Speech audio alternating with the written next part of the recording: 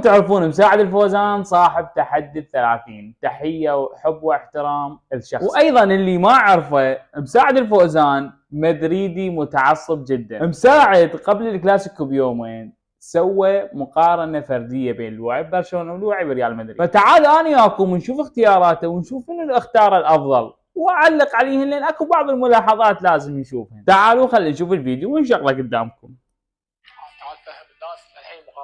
مقارنات فردية مو جماعية، ركزوا لي. لا هي كورتوا صحيح. ميندي او بالدي، اختار بالدي، هم صحيح ما اعتراض على ذلك. لحد الان اختياراته توب. روديجر او مارتينيز. مقارنة بين روديجر ومارتينيز، اي مشجع حاليا تسأله من الافضل بهذا الموسم او افضل 3 قلوب دفاع بهذا الموسم، راح يحط لك مارتينيز ضمن دول الثلاثة الافضل، لكن هنا اختار العاطفة. راؤول اسينسيو او كوبارسي. راؤول اسينسيو وكوبارسي، اختار راؤول اسينسيو اكيد. انت كصانع محتوى رياضي لازم تكون شويه محايد وتنصف وتبعد العاطفه على سطح. الكل يعلم والجميع يعلم انه برشلونه اعتماد هذا الموسم فقط على كوبارسي واساسي على كل المدافعين، عكس اسينسيو اللي اصلا اجى بنص الموسم وكان مدافع طوارئ. فاسكيز او كوندي. اي احد غير كوندي، اي احد عمل. شوفوا من صار مقارنه بين فاسكيز وكوندي، قال اي واحد غير فاسكيز ما يخالف، يعني هو ما مقتنع بكوندي، ما مقتنع بكوندي انه هو هسه حاليا احسن ظهير بهذا الموسم اوروبا كلها. تشواميني او ديونج. شوف هنا مقارنه بين تشواميني وديونج، احسها 50 50، يعني ممكن هنا العاطفه شمرتها على تشواميني يلعب ارتكاز مو يلعب دفاع، فممكن نمشي له هذا الشيء. بيدري او بلينغهام.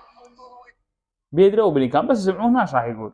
هذا بيدري في الموسم واو اوكي، بس بلينغهام هاي الموسم يعني يقول بيدري هذا الموسم واو وفول، لكن بلينغهام الموسم راح ودوري الابطال. انت جاي تسوي مقارنه على هذا الموسم، يعني شلون انت جاي انت بنفسك جاي تقول انه بيدري واو ولعب وكذا، شلون تحط بلينغهام؟ شلون تختار بلينغهام؟ فالفيردي او فيرمين لوبيز. فالفيردي وفيرمين لوبيز، اي فالفيردي طبعا. فالفيردي اصلا احد الاعمده الاساسيه لريال مدريد هذا الموسم. رودريجو او لامين يامال.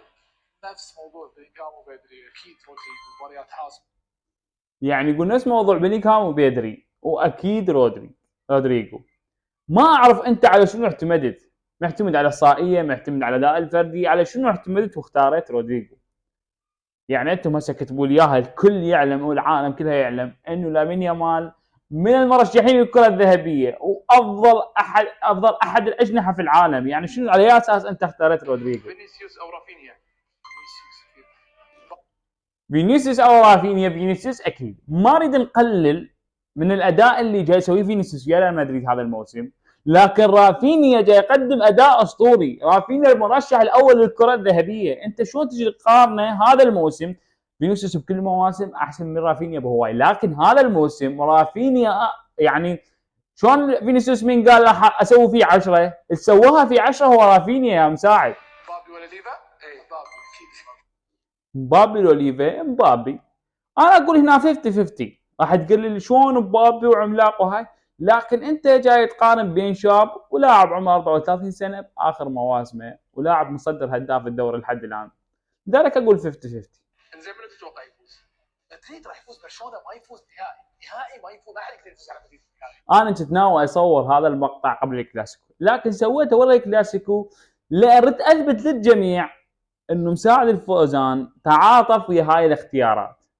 هو حاليا جاب لكم الحظ السيء، وريال مدريد يخسر النهائي وبرشلونه امام الريال بالنهائي ما يفوز، لكن هو جاب لكم الحظ السيء وريال مدريد خسر النهائي ورا مساعد الفوزان. كل اللي اطلبه منكم تروحون تشوفون الفيديو مالتي واختياراتي واختيارات مساعد الفوزان، يا هي اكثر انصافا واكثر حياديه هذا الموسم، وكتبوا لنا رايكم بالتعليقات.